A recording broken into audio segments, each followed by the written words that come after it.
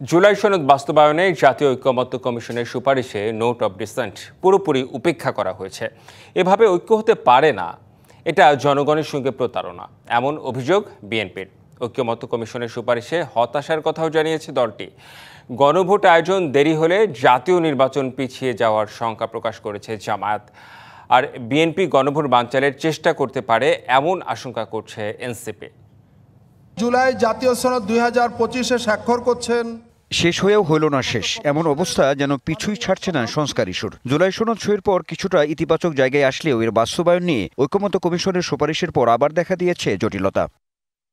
এ নিয়ে ফের বিপরীতমুখী অবস্থানে রাজনৈতিক দলগুলো। সুপারিশ নিয়ে হতাশ বিএনপি নেতারা, বলছেন রাজনৈতিক দলগুলোর সঙ্গে প্রতারণা করা হয়েছে। কিছু দলের প্রস্তাব এবং ঐক্য কমিশনের নিজস্ব চিন্তা ভাবনা জাতির উপরে জবরদস্তি আরোপিত করার একটা প্রচেষ্টা লক্ষ্য করেছি। যে দলিলটা 17 তারিখে অক্টোবরের পার্লামেন্টের সাউথ প্লাজায় ঐতিহাসিক অনুষ্ঠানের মাধ্যমে স্বাক্ষরিত হয়েছে, সেই দলিলটা হুবহু ওখানে নেই। প্রধান উপদেষ্টার দৃষ্টি আকর্ষণ করে বলতে চাই, আপনি কিন্তু এবার আপনি জনগণের সামনে কিন্তু প্রতিশ্রুতিবদ্ধ, ওয়াদাবদ্ধ যে আপনি এখানে সত্যিকার অর্থেই যেটুকু সংস্কার দরকার সেই সংস্কারগুলো করে আপনি এখানে জনগণের যে কাছে গ্রহণযোগ্য নির্বাচন দেবেন, সেই নির্বাচনের মধ্যে দিয়ে পার্লামেন্টে আসবে, সেই পার্লামেন্ট এই দেশের সংকটগুলো সমাধান করবে। জুলাই সনদ বাস্তবায়নের সুপারিশ নিয়ে প্রতিক্রিয়া জানাতে সংবাদ সম্মেলন করে জামায়াত সহ 8 ইসলামী দল। দ্রুত গণভোটের তারিখ ঘোষণার দাবি জানিয়েছে তারা। জামায়াতের পক্ষ থেকে বলা হয়, গণভোট বিলম্বিত হলে জাতীয় নির্বাচনও পড়বে শঙ্কায়। গণভোটের তারিখ যদি আগে ঘোষণা করানো হয়, আগে বলতে জাতীয় নির্বাচনের আগে নভেম্বরের মধ্যে তারিখ দিয়ে যদি ঘোষণাটা না করা হয়, যত দেরি করা হবে ততই কিন্তু মূল জাতীয় নির্বাচনের তারিখ নিয়ে নতুন সংকট দেখা দিতে পারে। ইসলামী আন্দোলনের অভিযোগ, গণপ্রতিনিধিত্ব আদেশের কিছু বিষয়ে পরিবর্তনের চেষ্টা করছে একটি দল। গণপ্রতিনিধিত্ব আদেশের কিছু বিষয় পরিবর্তনের জন্য একটি রাজনৈতিক দল দাবি জানিয়ে আসছেন। এ দাবি কোনো অবস্থাতেই গ্রহণের সুযোগ না। কেউ কেউ জুলাই সনদকে ব্যর্থ করার চেষ্টা করছে বলে অভিযোগ এনসিপির। ফেসিবাদী শক্তিটা অনেক বেশি একসাথে কাজ করবে, যাতে হলো গণভোটে মানুষের অংশগ্রহণ থেকে তারা বিরত রাখতে পারে। আরেকটি বিষয় রয়েছে যে এখানে বিএনপিও একটু গণভোটটা বানচাল করার জন্য প্রচেষ্টা চালাবে। জুলাই সনদ বাস্তবায়নের আদেশের খসড়া আইন মন্ত্রণালয়ে পাঠানোর আগে জনগণের সামনে প্রকাশের দাবিও তাদের। কিন্তু বিএনপি এবং জামায়াত এই কথাটা বলছে না যে গণভোটটা যাতে সুষ্ঠু প্রক্রিয়ায় হয়। Anwar Hossain, DBC news, Dhaka.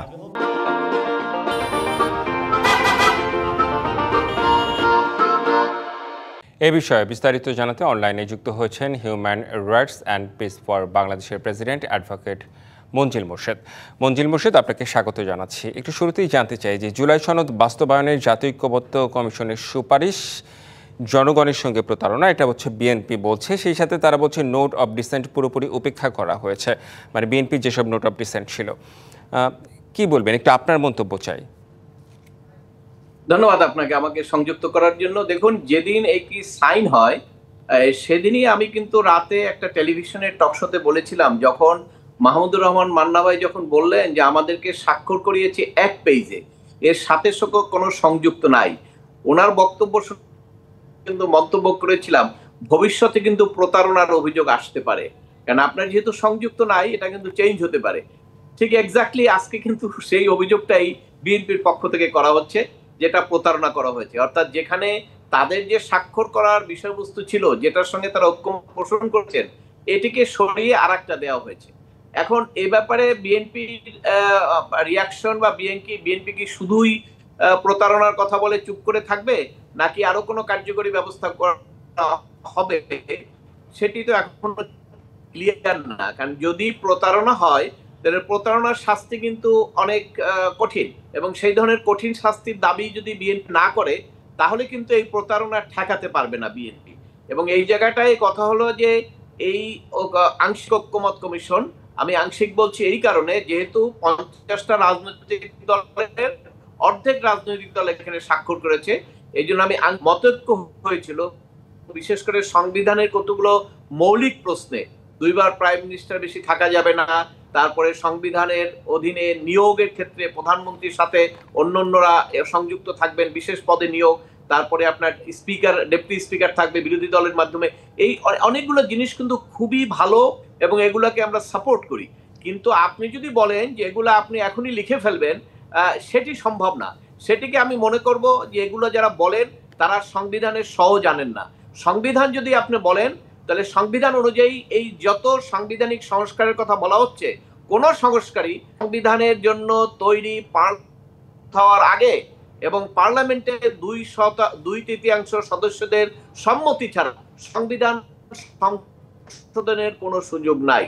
হ্যাঁ, সংবিধান তো অনেকেই স্থগিত করে দেয়, মার্শাল আসলে স্থগিত করে দেয়, আবার ধরেন অনেকে কোনো দেশে বিপ্লব হলে সংবিধান বাতিল করে দেয়। যদি আমাদের দেশে তো আর বিপ্লব হয় না, সরকার এটা গেজেট দিয়েই বলেছে এটা গণ অভ্যুত্থান, সরকার পরিবর্তন। সুতরাং সেই ক্ষেত্রে কিন্তু সংবিধানের অধীনে ওনারা এই সংবিধান সংরক্ষণের জন্য শপথ নিয়েছেন। কাজে হঠাৎ করে যে কেউ বলে দিবেন সংবিধান বাতিল, এইটারও আমি মনে করি যে কোনো সুযোগ নাই। কাজে যারা যেটাই বলুক সেটা হলো আলটিমেটলি রাজনৈতিক দলীয় দৃষ্টিভঙ্গি থেকে যে যেটাই দেখুক না কেন, সাংবিধানিক বিষয়গুলো যেটা ঐক্যমত পোষণ করেছেন এটি সবার জন্য, আমি মনে করি সাধারণ মানুষ অনেকে এটি পছন্দ করেছেন। তবে এটি আপনারা যদি মনে করেন যে আপনারা যেন প্রকারের সংবিধানে অন্তর্ভুক্ত করে দিবেন, একটা হাস্যস্কর কথা তো বলেছেন আমাদের যিনি সালাউদ্দিন সাহেব, যে 270 দিনের মধ্যে নাকি না করলে এটা হয়ে যাবে। দেখুন, এই সমস্ত অটো সিস্টেম তো স্কুল কলেজে চলে। স্কুল কলেজ আর সংবিধান এক জিনিস না। কাজে আপনি যদি বলেন যে স্কুল কলেজের মতো অটো পাস, এটার কোনো সুযোগ নাই। এটি একজন সংবিধান, বেশ কিছু গুরুত্বপূর্ণ বিষয় বলেছেন। আমার আরেকটি প্রশ্ন রয়েছে আপনার কাছে, একটু সংক্ষেপে জানতে চাই যে জামায়াত বলছে যে গণভোট যত দেরি হবে নির্বাচন পিছিয়ে যাবার সংখ্যা তত বেশি আছে। বিএনপি গণভোট বানচালের চেষ্টা করছে, এমনও অভিযোগ তারা করেছে, মানে এমন অভিযোগ করেছে এনসিপি। কি বলবেন একটু সংক্ষেপে একটু জানতে চাই আপনার কাছে। আমি কোনো রাজনৈতিক দলের বক্তব্যের ব্যাপারে কোনো কথা বলবো না। তবে যে কোনো ব্যক্তি, যে কোনো আইনজীবী, যে কোনো রাজনীতিবিদ কেউ যদি আমার সঙ্গে কোনো ডিবেট করতে চায়, আই এম রেডি। আমি তাকে দেখিয়ে দেব যে আপনি যে গণভোটের কথা বলছেন, গণভোট হওয়ার কোনো সুযোগ বর্তমান বাংলাদেশের সংবিধানে নাই। এবং যতক্ষণ পর্যন্ত সংবিধান সংশোধন না হবে ততক্ষণ পর্যন্ত এই গণভোটের আলোচনা, এটা শুধুমাত্র আলোচনা, এটার বাস্তবতার কোনো সুযোগ নাই এবং ওই গণভোট হওয়ার কোনো সুযোগ নাই। কারণ সংবিধানে না থাকলে কোত্থেকে হবে বলে? নির্বাচন কমিশন কাজ করবে সংবিধানের অধীনে। সংবিধানে জাতীয় সংসদ নির্বাচন, ইউনিয়ন পরিষদ নির্বাচন, পৌরসভা নির্বাচন এবং ইলেকশন কমিশন ওইটাই করতে পারবে। এর মধ্যে যদি ইলেকশন কমিশনে কেউ বলে যে আপনি একটা হেনা ভোট করে দেন, এটা তো তার সুযোগ নাই।